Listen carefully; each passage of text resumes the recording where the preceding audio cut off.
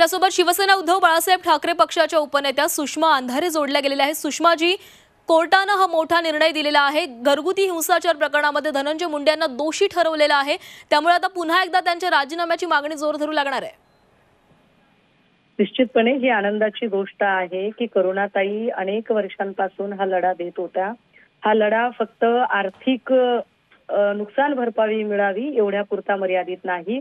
हा लढा एका महिलेच्या आत्मसन्मानाचा लढा आहे आणि तो आत्मसन्मानाचा लढा त्या जिंकलेल्या आहेत। तर निश्चित ही अभिनंदनीय गोष्ट आहे।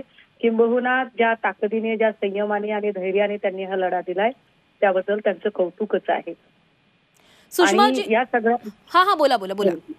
या सगळ्यांच्या संबंधाने धनंजय मुंडेंचा आता राजीनामा झाला पाहिजे का किंवा राजीनामा तो घेतला पाहिजे का, तर ताई याच्या आधी आम्ही असंख्य लोकांच्या राजीनाम्यांची मागणी केली, परंतु राजीनामा घ्यायचा की नाही घ्यायचा याचा जो अंतिम अधिकार आहे ते सगळे आकांकी सरकार देवेंद्र फडणवीस साहेबांचा आहे। मुळात देवेंद्रजींची ती इच्छा आहे का? कारण करुणाताईंचं प्रकरण आजचं नाहीये। एवढं सगळं माहित असतानाही देवेंद्रजींनी मुळात धनंजय मुंडे यांना मंत्रिमंडळात सामावून घेतलंच का बरं? मला असं वाटतं की आपण देवेंद्रजींना फार सेफ ठेवत आहोत। देवेंद्रजींना माहित नव्हत्या का एवढ्या सगळ्या गोष्टी, की देवेंद्रजींपेक्षा सुद्धा धनंजय मुंडे ताकदवर झालेले होते।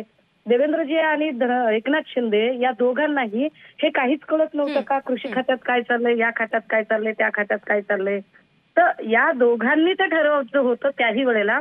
आता सुद्धा देवेंद्र फडणवीस जबाबदारी झटकत आहेत आणि प्रत्येक वेळेला म्हणतायत की दादांची भूमिका अधिकृत असेल। मला वाटतं या सगळ्या संबंधाने आमच्या सगळ्यांच्या म्हणण्यापेक्षा सुद्धा देवेंद्रजींची भूमिका काय आहे ती जास्त महत्त्वाची आहे। देवेंद्रजींनी त्याच्यावरती स्पष्टता दिली पाहिजे। नक्की सुषमाताई, धन्यवाद तुम्ही दिलेल्या सविस्तर प्रतिक्रियेसाठी।